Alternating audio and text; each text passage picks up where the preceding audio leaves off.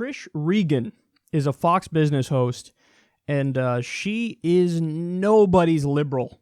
I've seen her do rants against the national debt in stinging terms, but she went on quite a rant the day before this horrendous Republican tax bill passed. So let's watch, and then we'll discuss. Let's turn back to tax reform because we're up 142 right now. We're getting awfully close to that 25K level. The House is going to be voting on the final tax bill tomorrow afternoon. And the president keeps touting this as the biggest tax cut ever. And while it's great for corporations, and there's nothing wrong with that, and it's also great for a lot of fat cat private equity investors, and there's something wrong with that, like this guy, Steve Schwartzman, who's made over $400 million in 1 year. And percentage-wise, well, guess what? His tax bracket is actually lower than a New York City cop. How do you like that? And it's because he calls his income investment. The president promised to fix this, remember? There are reasons the hedge fund managers are all donating to Hillary Clinton's campaign and not to mine. Everybody getting rich off the rigged system and who want nothing to change and they don't want anything to change. They want to keep it the way it is, are throwing their money at Hillary Clinton. We will eliminate the carried interest deduction, well-known deduction, and other special interest loopholes that have been so good for Wall Street investors and for people like me.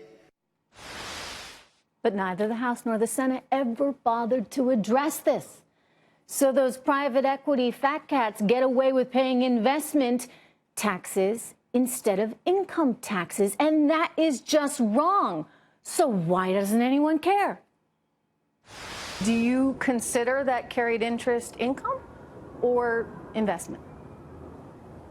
Well, again, it's technically carried interest in the way that it's allocated in the tax system, also known as profits interest. So then you believe it should get a lower tax rate? Again, it's a complicated issue. It's not that much money. It's not that much money. It's not that much money. No, it's not that much money. I mean, who cares about $100 billion? Maybe Steven Mnuchin doesn't care about $100 billion or his billionaire friends, but come on. You mean to tell me that special interest lobbyists are so alive and well in Washington that they convinced the entire House and the entire Senate to ignore this inequity? I'm beginning to wonder if our country is becoming ungovernable.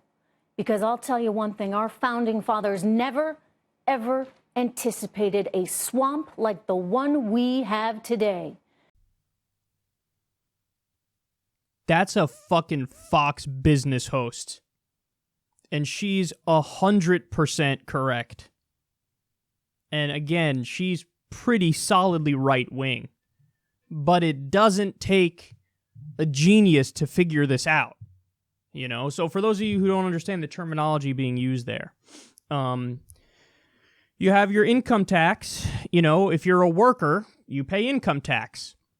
You know, and there's a bunch of different brackets. We have what's called a progressive tax system, where, you know, if you make less money, you're taxed at a lower rate. You make more money, you're taxed at a higher rate. And take a dentist, for example. Dentist making, say, $200,000 or whatever it is, $400,000. They do well, but they get taxed at about 39%. That their top marginal rate's 39%. Now, if you take somebody who makes the exact same amount of money, say $200,000 or $400,000, but they make that money not from working for a living, but from investing. So they could sit on their ass all day and let their money make money. If they make the exact same amount of money, they don't get taxed at 39%. They get taxed at about 20%. That's the capital gains rate, you know, give or take. So you get a giant tax cut simply if you make the money versus sitting on your ass and investing.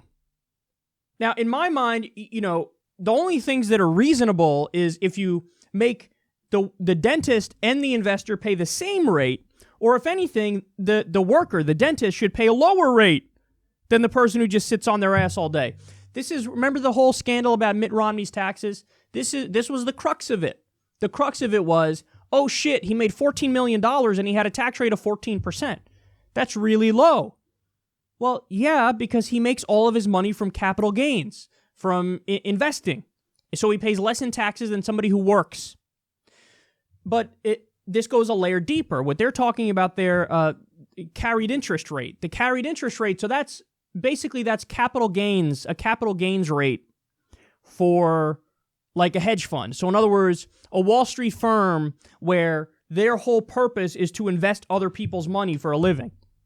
So now it's not just an individual who's investing who would get the capital gains rate, but it's a business where their entire job is to invest. So if your entire job is to invest, well, then that's not exactly the same as just an individual investing. The whole reason for your firm existing is that is your job. Your job is to do those things. But look at that. Shock, shock. They still get the lower rate. They get the carried interest rate, which is lower than the income tax rate. So they pay less in taxes when their job is investing. It's a job, and they're investing, but they go, nope, you get a tax break over the person who, I don't know, is a small business owner and runs a few restaurants, has a few restaurants, compared to the dentist, compared to the accountant, compared to the lawyer. Those guys have to pay a higher rate.